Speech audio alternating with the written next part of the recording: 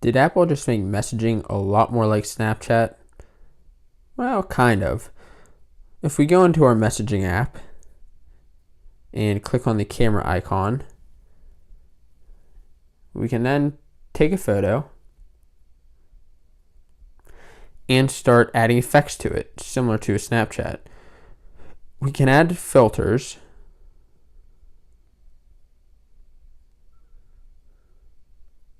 Choose from a list of many.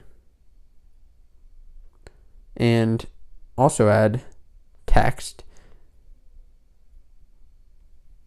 Let's say, hi. Just like a comic book. And we can also add different shapes and tools.